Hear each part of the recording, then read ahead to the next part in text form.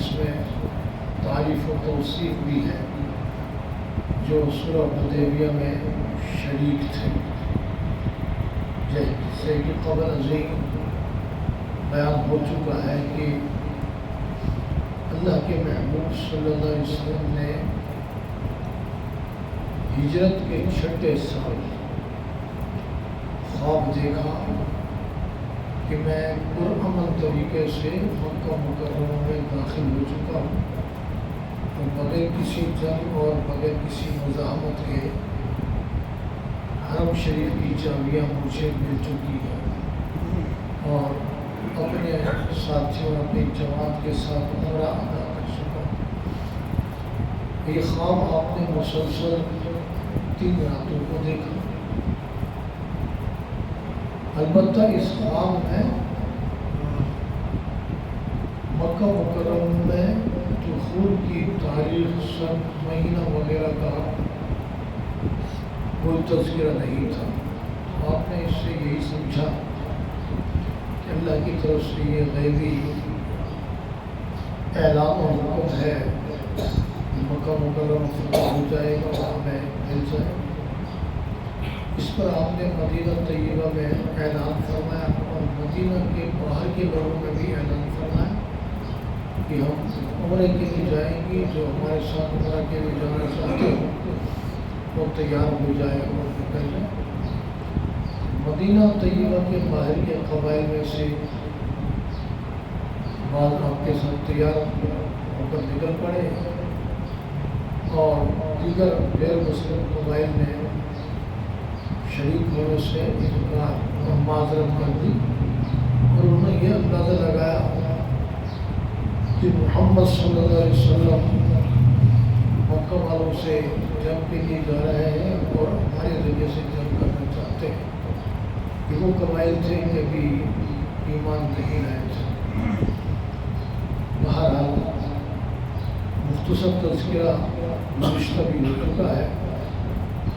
آپ تقریباً 1500 کے قریب صحابہ کرام کے ساتھ مکہ مکرمہ سے عمرہ کی نیت سے جنگ کا ساز و سامان لیے بغیر نکل پڑے۔ البتہ تلواریں اپنی اپنی سب کے ساتھ ہوتی تھیں۔ وہ تو تلواریں اس دور میں ہر وقت ہر انسان کے ساتھ ہوتی تھیں، جنگ کے لیے جائے یا عمل کے لیے جائے کہیں بھی جائے تو جنگ کرنے کے لیے اسپیشل وردی ہوتی تھی، جنگ سے بچنے کا سامان ہوتا تھا، تلواروں کے علاوہ تیر اور نیزے بھی ہوا کرتے تھے۔ یہ سارا سامان نہیں لیا اس لیے کہ آپ جنگ کے لیے نہیں گئے تھے۔ جب مکہ والوں کو اس بات کا پتہ چلا آپ مکہ مکرمہ اپنے ساتھیوں سمیت آ رہے ہیں تو انہوں نے آپ کو مکہ مکرمہ کے دخول سے روکنے کے لیے تیاریاں شروع کر دی۔ یہاں تک کہ آپ کے مکہ مکرمہ پہنچنے سے پہلے ہی مشرکین مکہ نے حضرت سیدنا خالد بن ولید رضی اللہ تعالیٰ عنہ کی سرکردگی میں، جو اس وقت تک مسلمان نہیں ہوئے تھے، بڑی پرسوار فوج لے کر باہر بھیج دیا تاکہ وہ آپ کے ساتھ جنگ کریں اور آپ کو روکیں۔ وہ باہر ایک مقام پر آ کر جہاں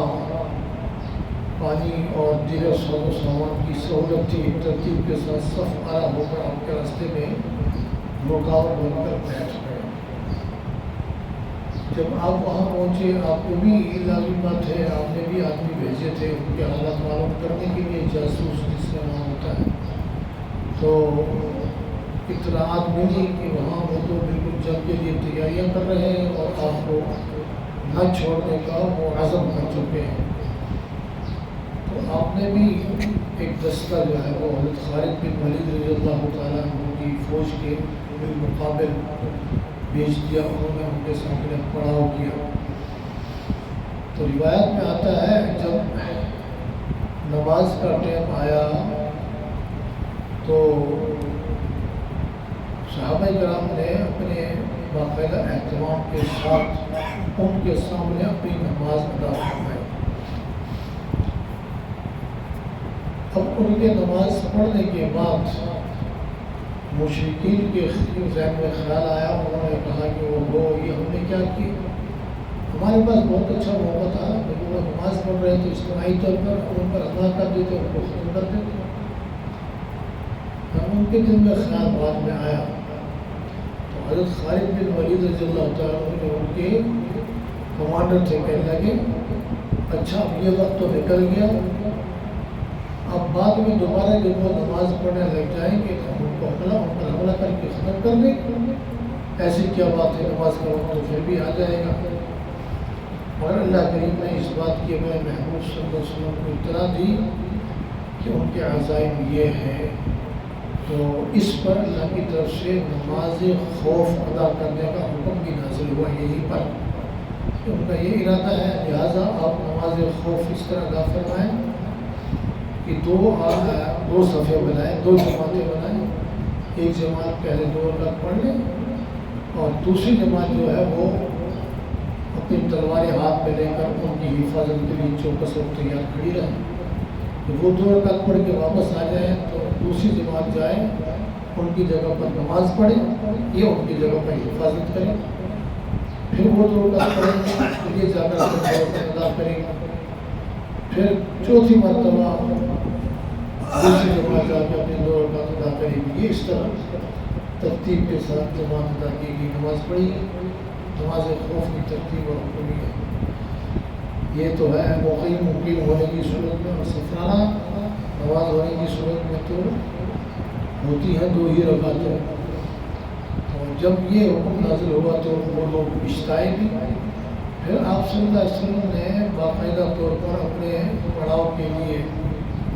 حدیبیہ کے اس مقام کا چناؤ فرمایا جہاں پر آپ نے پڑاؤ کیا تھا، اور صورت حال یہ تھی چونکہ جہاں پانی اور سہولت تھی وہاں پر تو مشرکین نے قبضہ کر لیا تھا، اور حضور پاک صلی اللہ علیہ وسلم نے جہاں پڑاؤ فرمایا تھا وہاں پر پانی تھا تو صحیح مگر تھوڑا سا تھا،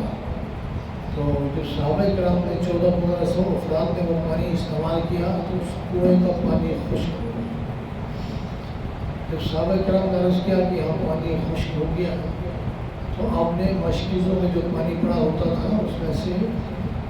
ایک برتن میں پانی منگوا لیے، اس میں سے آپ نے وضو فرمایا اور کلی فرمائی،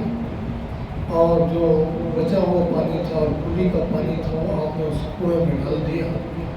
تو آپ کی اس عمل کی برکت سے وہ کنواں ابلنا شروع ہو گیا اور اوپر اس کی منڈیر تک آ گیا، اور وہ اتنا بھر گیا کہ صحابہ کرام نے اس میں سے اپنی تمام ضروریات پوری کی اور برتن بھی سارے مشکیزیں وغیرہ بھر دیے، اس کے باوجود بھی وہ پانی اس کے بعد کبھی کم نہیں ہوا نہ خشک ہوا۔ یہ تو پہلے آپ کی کا جو ہے وہ معجزہ تھا۔ اس دوران آپ نے ان لوگوں کو اطلاع بھیجی کہ ہم لڑنے کے لیے نہیں آئے، ہم عمرہ کرنے کے لیے آئے ہیں، تم دیکھ رہے ہو ہم نہتے ہیں، سوائے تلواروں کے ہم کوئی ساز و سامان اور اسلحہ لے کے نہیں آئے۔ تو اس دوران کئی وفود کا تبادلہ ہوا، پہلے مشرکین کے 3 وفد آئے، ایک گیا دوسرا آیا، ایک آیا دوسرا گیا، اسی طرح 3 وفود آتے رہے،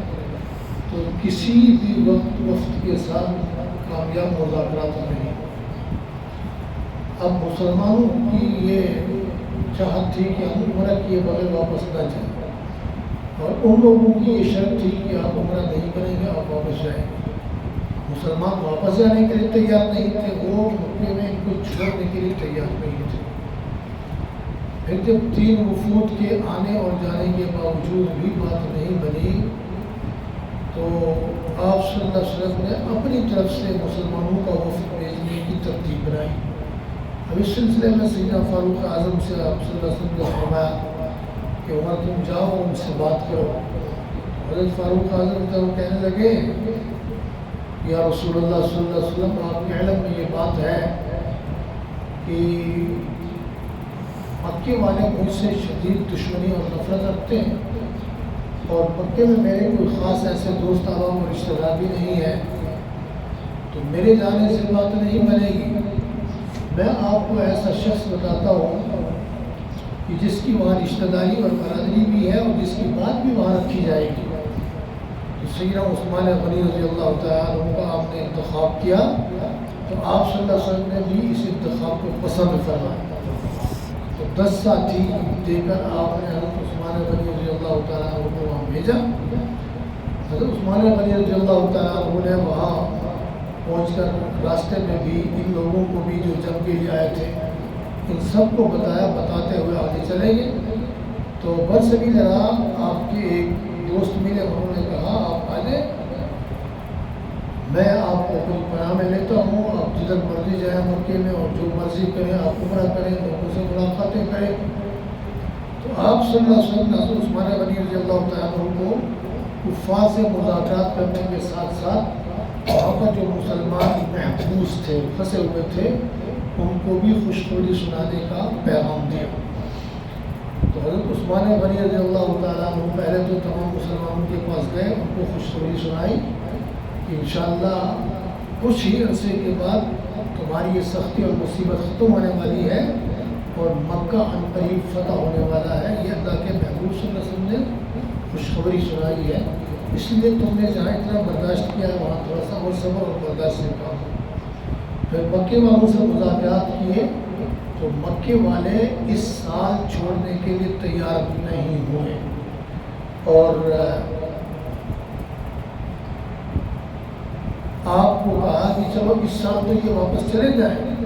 آئندہ سال آ جائیں, اس مرتبہ آنے کی اجازت نہیں دیں گے. اگر ہم اس مرتبہ اجازت دیں گے تو آس پاس کے قبائل یہ سمجھیں گے کہ مکے والوں پر مسلمان غائب آ گئے اور وہ مکہ میں آ کر عمرہ کر کے چلے گئے, اس لیے ہم اپنی بےعزتی نہیں کروانا چاہتے. اب اس اثنا میں ان لوگوں کے ایک دستے نے آ کر جو لگ بھگ 40-50 افراد پر مشتمل تھا, 70 افراد پر مشتمل تھا, انہوں نے آ کر مسلمانوں پر حملہ کیا. تو حضور پاک صلی اللہ علیہ وسلم نے جو پہرےدار رکھے تھے, لازمی بات ہے جب حالات ایسے تھے تو مضبوط پہرا بھی رکھا تھا, تو پہرا داروں نے ان کو گرفتار کیا. اب جب انہوں نے گرفتار کیا ان کو تو ان لوگوں نے عثمان رضی اللہ تعالیٰ عنہ کو بھی پابند کیا. اب یوں تناؤ اور کھینچاؤ کی صورت پیش آئی اور ادھر آپ صلی اللہ علیہ وسلم کے پاس اطلاع آئی کہ مکے کے مشرکین نے عثمان رضی اللہ تعالیٰ عنہ کو شہید کر دیا. اس پر آپ صلی اللہ علیہ وسلم نے صحابہ کرام کو حکم دیا کہ ان لوگوں کو گرفتار کرو اور جب ہمیں یقینی طور پر پتہ چل جائے اگر انہوں نے عثمان رضی اللہ عنہ کو شہید کیا ہے تو ہم سب کو قتل کر دیں گے. ایک تو یہ بات, اور دوسرا آپ صلی اللہ علیہ وسلم نے 1400 صحابہ کرام سے حضرت عثمان رضی اللہ تعالیٰ کی شہادت کا بدلہ لینے پر بیعت لی. ہم مکے پر حملہ کریں گے, مریں گے یا مانیں گے, اس سے پہلے ہم واپس نہیں لوٹیں گے. اس پر آپ نے ان سے بیعت لی جس کا نام بیعت رضوان ہے. اب لازمی بات ہے وہاں عثمان رضی اللہ تعالیٰ موجود نہیں تھے اور یہ بھی یقینی خبر نہیں تھی کہ آپ شہید ہیں یا زندہ ہیں. تو اس پر آپ نے اپنے ایک ہاتھ پر تو سب سے بیعت لی اور اپنے دوسرے ہاتھ کو سب ہاتھوں کے اوپر رکھا اور اپنے دوسرے ہاتھ کو حضرت عثمان رضی اللہ تعالیٰ عنہ کا ہاتھ قرار دیا. تو یہ خصوصیت اور یہ جو شان ہے انفرادی عثمان رضی اللہ عنہ کو حاصل ہے کہ حضور پاک صلی اللہ علیہ وسلم کا ہاتھ آپ کا ہاتھ بنا, یہ کسی کو حاصل نہیں. تو اس بیعت کا نام ہے بیعت رضوان. اس کا تفسیر جو ہے وہ آگے آ رہا ہے, اپنے مقام پر انشاءاللہ ہوگا. تو یہ مختصر سا اس کا احوال ہے, باقی احوال جو ہے انشاءاللہ اللہ کریم اپنے احکامات